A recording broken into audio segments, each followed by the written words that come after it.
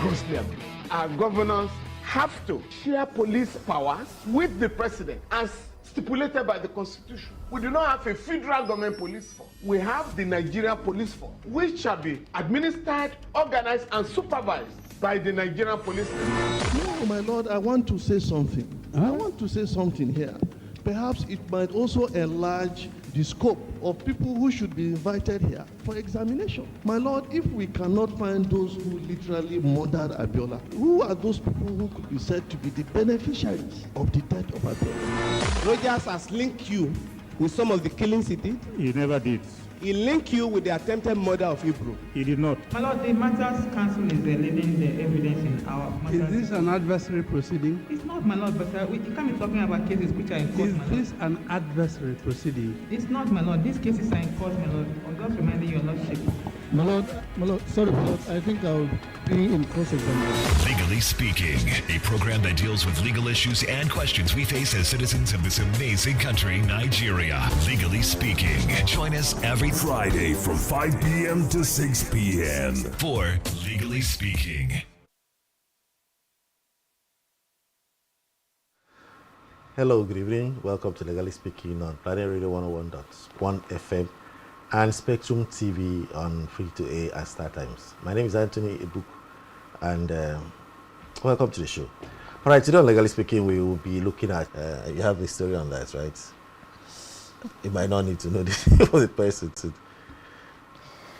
Yeah, the story has it that a man has been sentenced to 12 months in prison with an option of 20,000 as fine for intimidation of his girlfriend who decided to quit the relationship.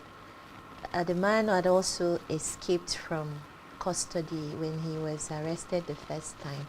So that has also been added as a count against him, criminal intimidation and escape from lawful custody. So he has been charged, he has been sentenced to 12 months in prison. He pleaded guilty to the charge anyway. And so it's interesting to note that,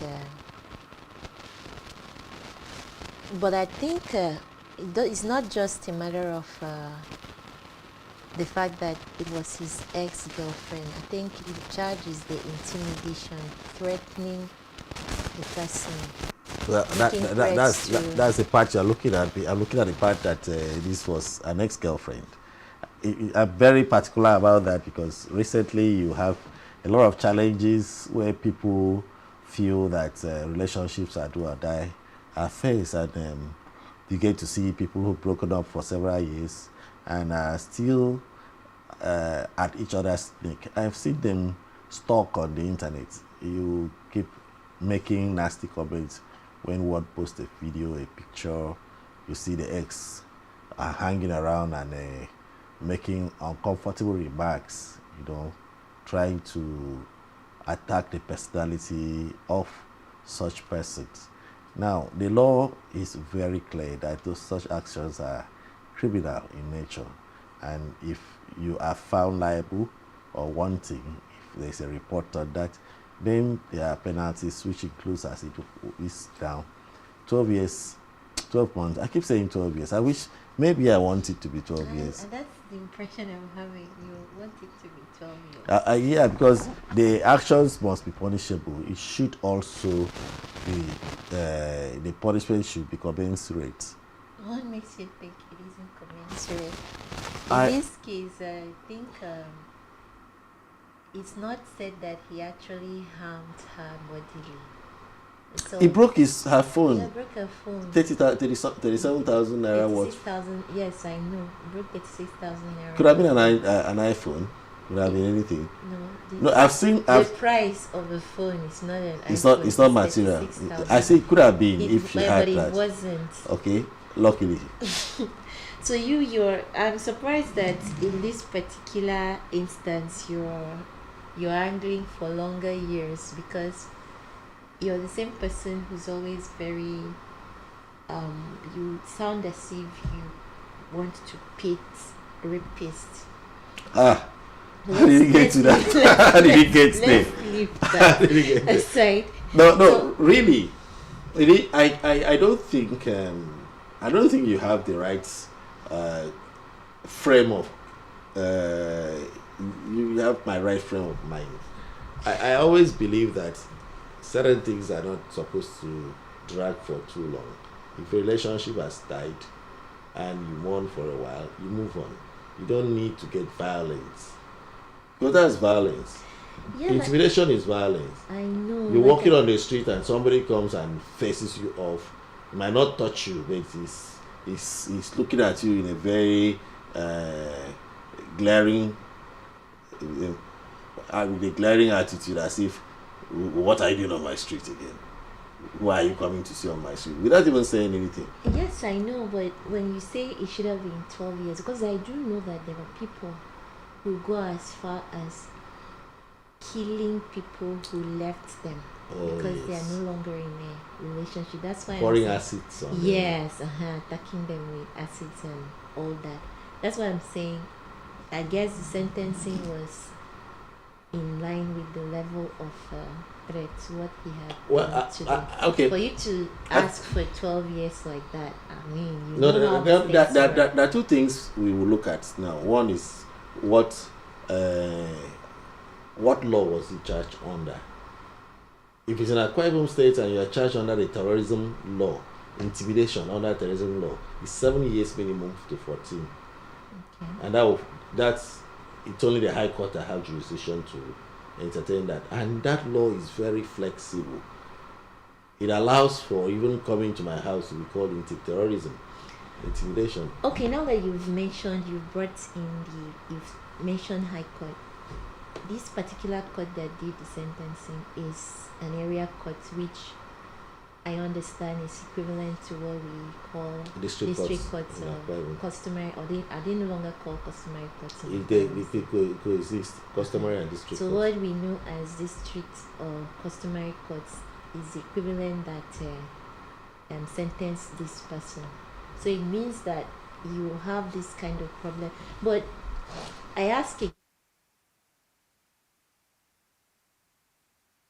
Yeah, that's it. So when does police decide to go to a district court or to go to a magistrate court? Well, generally, one would say that policemen have limited jurisdiction as it is now. Policemen, except they have what they call it, except it's police prosecutors who are lawyers.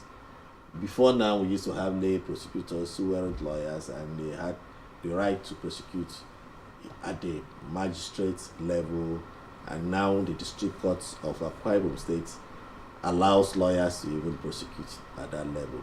Okay, so the police would have to look at a couple of things. One, how serious is the offense? Two, what is the nature of the offense? That nature would include the statutory provisions. What does the law say in this offense? There are certain offenses that must go to the High Court, maybe because of the years of sentencing. The magistrate and district courts have limited jurisdiction as to the maximum number of custodial sentences. Okay. What I get there is, according to your, criminal code? Yes, Administration of Criminal Justice Act. Every offense has a number of years that is specified as punishment. Yes. So if it's 3 years, the magistrate can take it, and district court, the jurisdiction of the district court in Akwa Ibom has been increased, so they can take cases that are up to at least 3 years, I believe. Okay. So that will determine where the prosecutors would want to take the matters to. So that means that when you're saying that it would have been tried under terrorism. Yeah, it qualifies. That intimidation qualifies for terrorism. How does intimidation? That's the law.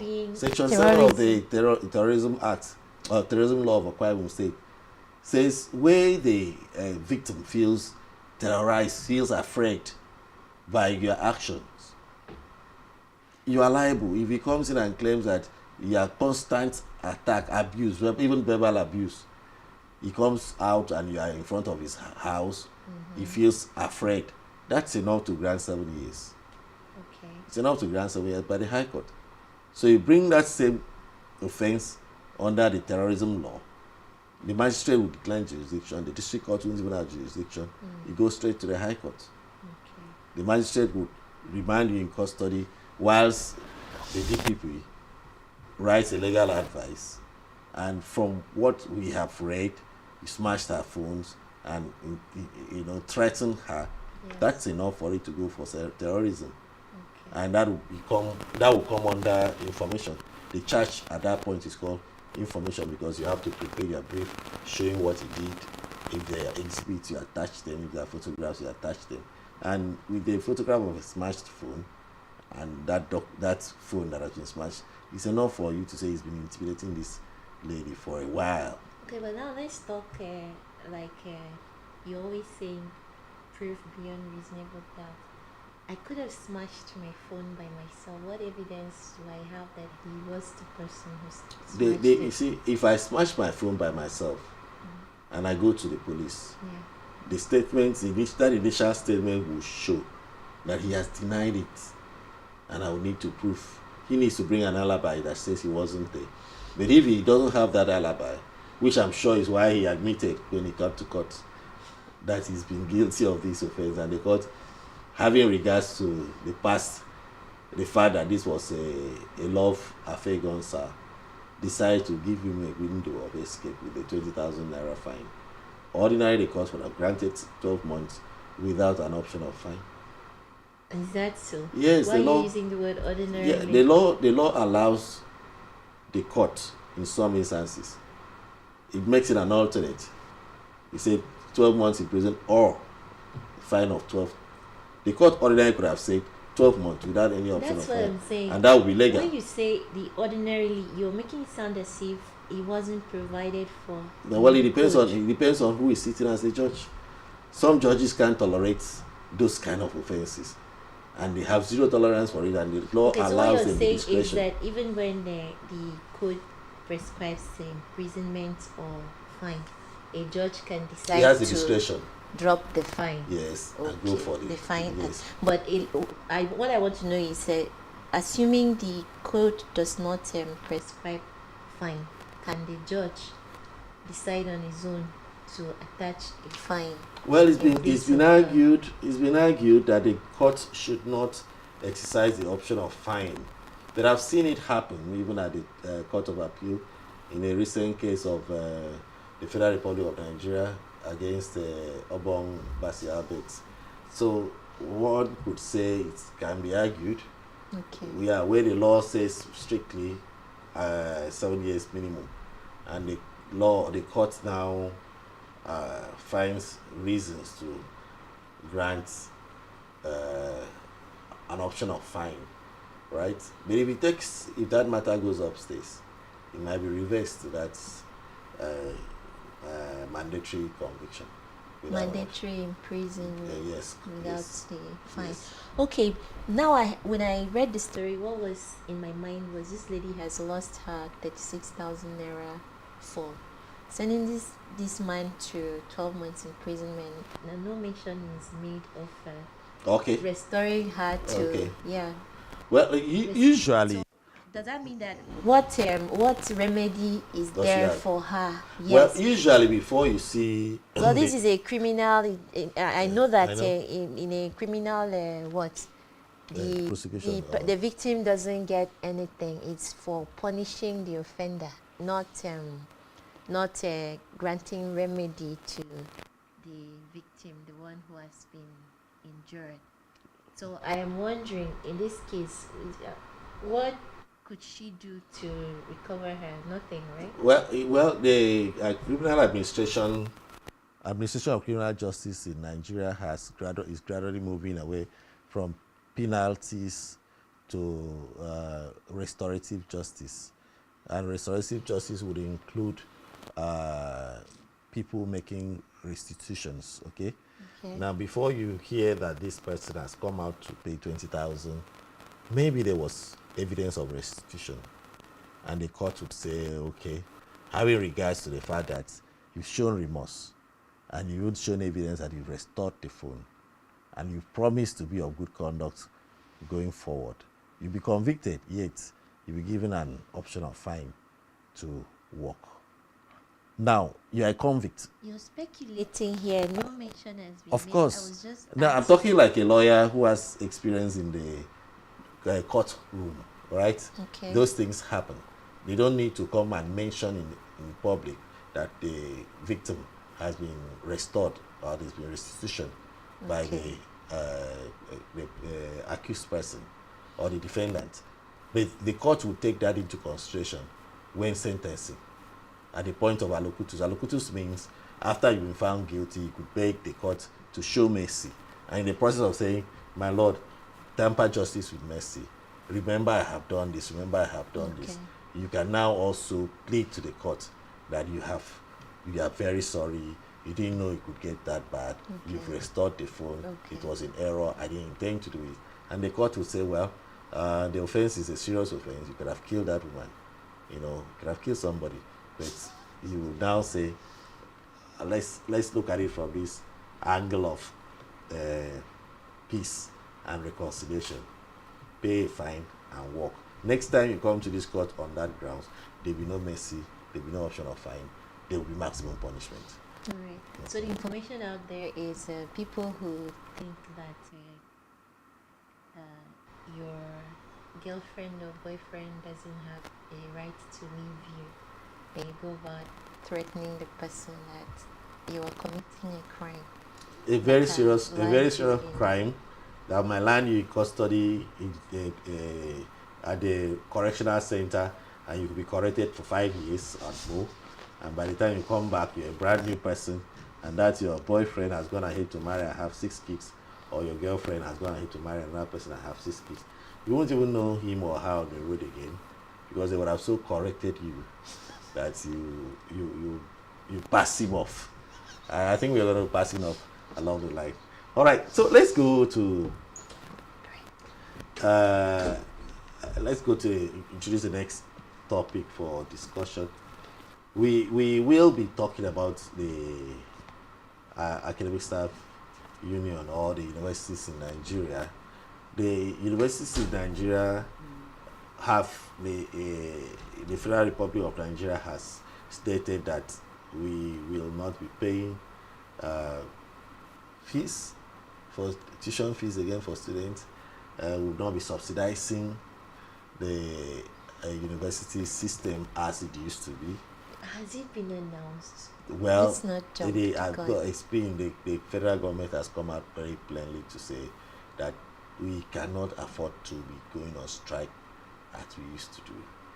Foreign universities have ways of funding their schools, and we should begin to look inwards towards funding of the university system. All right?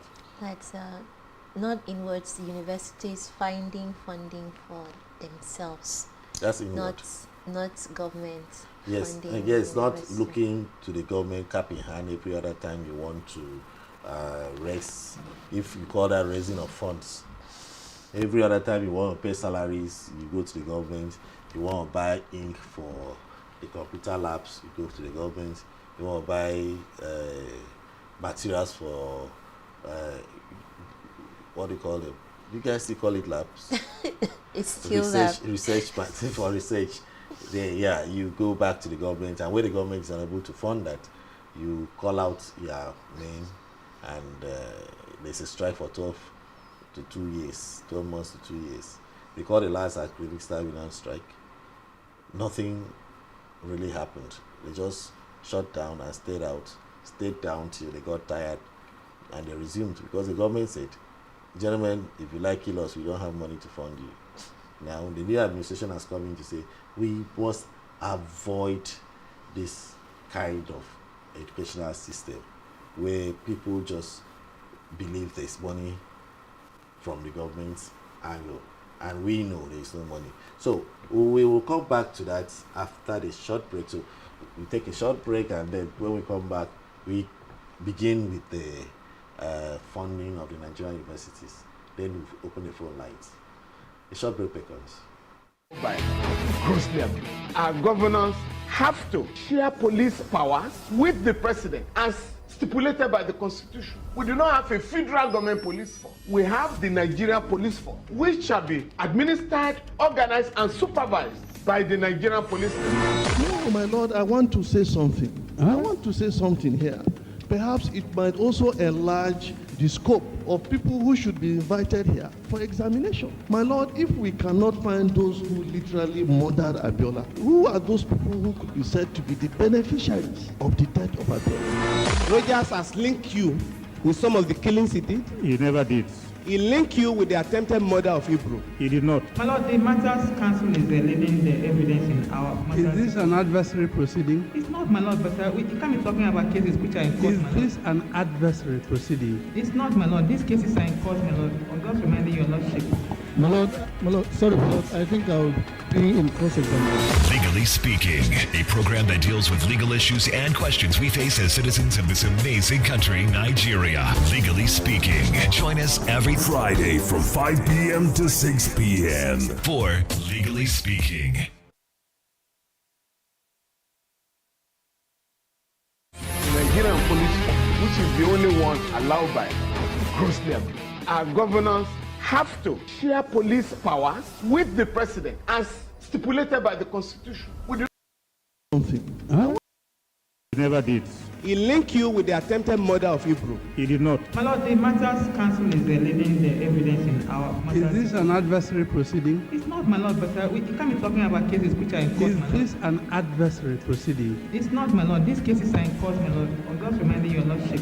My lord, sorry, my lord, I think I'll be in cross-examination. Legally Speaking, a program that deals with legal issues and questions we face as citizens of this amazing country, Nigeria. Legally Speaking. Join us every Friday from 5 p.m. to 6 p.m. for Legally Speaking. All right, welcome back to Legally Speaking. I'm still with Hannah Essien. My name is Tony Ebuk, legal practitioner with Law Partners and Associates. All right, before we left off, we were discussing on the funding of the universities, federal universities, most importantly. The federal government has decidedly, at least the body language, showed that funding for the universities are dropping and they are not willing to increase or continue to fund the activities of the university system. Besides, okay, before we go further, we'd like to remind you that the phone lines are now open. You can call in for a conversation with us or ask questions. The numbers to call will be 090-222-31011. I repeat that number again, 090-222-31011. Now, there will be an alternative number to call. That number is 070-454-17707. I repeat the alternative number, 070-454-17707. All right, the ASU Academic Staff Union of the University's president, are they called president or chairman? National president of ASU, Professor Oshedeke, has informed or has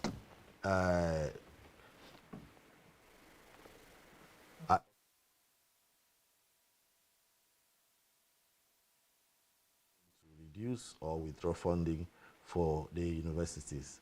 He's gone on in a publication, in his publication, to say that the funding of universities and tertiary education in Nigeria is a constitutional provision, which means that the federal government cannot back off from funding the universities in Nigeria. He cited Section 18 of the Constitution of the Federal Republic of Nigeria, which makes provision that the federal government, the government of Nigeria, shall make efforts towards ensuring that the government, the educational system of Nigeria is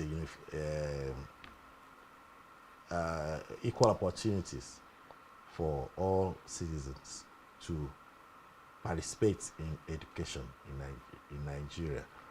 So I get back to you, Hannah. I'm sure you're familiar with educational system in Nigeria. You're also familiar with the free education policies of the several state governors of Nigeria, stemming from the days of the legendary Obafemi Awolowo, and lots of Nigerians believe that was the way to go. Now, Nigerians, at least the government, appears to be moving towards, away from it. I know the same OAU, Obafemi Awolowo University, has been demonstrating of the hike in the school fees by 300%. And I've also heard today that there's been a slash from that hike, but it's still higher than what it was before now. It's not just them. A lot of schools have come back to hear massive increase in fees. What's your take on, first, before we get into the constitutional provision, on the increase in fees generally? Well, it's interesting because it's a well-known thing that school fees, university tuition is very high in a country like the United States. I understand that parents start saving for a child's college fees from birth, and if you don't do that savings, you go for loans that you end up paying years and years after you're done with school, because it's quite expensive. Even in the UK, although there are some countries in that Europe where university tuition is free, I don't know how they manage it. But one thing I know is that school fees, tuition fees, is a way of raising funds for these institutions. So if we want to face the realities of the times, we cannot pretend that school fees can be kept at what it was. But then, because you hear talks of our parents will say they paid 30 naira 30 in a naira, time. that's high. 30 In kobo. a time, you're talking then. So when we look at the realities of our times now, it's not unexpected for tuition fees to be increased if they use that money to administer the schools, because cost of everything has increased. Okay, I think what's telling right now is that we are trying to mix up governmental policies. There's a capitalist policy and there's a socialist policy. Awolowo back then was a socialist who believes that the state should take control of a lot of things and try to provide as much as possible to the citizenry. All right, then this provision he considered ought to be almost free. So the state takes the resources, manages them to the best interest, for the best interest of every citizen. That way, education ought to have been free. Now, Nigeria is moving gradually or more into the capitalist system, which believes that every man ought to give the best, to take the best. Okay, so you give out your best and you are rewarded for your best efforts. In the United States of America, I understand a degree, a university degree is not mandatory. It's not really a fantastic idea. What is fantastic is what you can bring to the table. So you come in with a certificate, the other comes in without a certificate and he does better than you in any field, he's preferred and is hired. You with your school, your university education, you are asked to go and wait, okay? No, as much as possible. Yeah, it's not proper for me to say. That, exactly. What you're saying is in technology. University education still has its place. Yes, No, currently the kind of work, jobs are changing. Okay. Jobs are changing. So and it's moving towards the tech. Yes, jobs are changing. And if you look at that section 18 that was quoted, it said the federal government shall emphasize on science and tech. technology, right? So if that's the emphasis Nigeria is going towards, then Nigeria is borrowing we are borrowing and mixing policies, political policies. But however, it is understood that education is getting very expensive. Back in the days of my father, you come out of the university, in fact, while you're still in the university, you are being sponsored by big companies who hope that as you come in out, you'll be working for them. You are paid, you are given you're chauffeured back to work, you're given a house, and you paid salaries that are today regarded as meager, but back then were like satanic salaries, right? But now, when you say that Nigeria was socialist, was there ever a time Nigeria was socialist? That's what I mean. Nigeria Awolowo was a socialist. Wasn't. Awolowo was a socialist in orientation. Awolowo was a socialist in orientation. Kwame Nkrumah, them, those were nationalists, were largely socialists, but they were relating with the West. They weren't tilting towards Russia, who was. But we shouldn't be talking political science. We should be talking law now. All right. Okay. So, talking law. Section 18 of the Nigerian Constitution promotes education as a welfareist policy for the greater number of Nigerians, okay? And that's where Osodeke, the ASU chairman, anchored his argument. That is a provision of the Constitution that promotes that, and that Nigerian government cannot abdicate its responsibility of providing education funding for Nigerian universities. So let's look at it.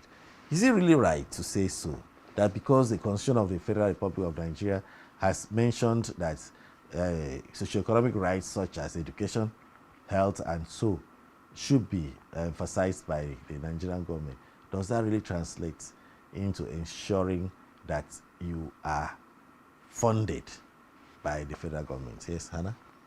Well, if I want to use the word as written in the Constitution, said, government shall strive to eradicate illiteracy, and to this end, government shall, as when practicable, Okay. provide free, compulsory, and universal primary education, free secondary education, free university education, and free adult literacy program.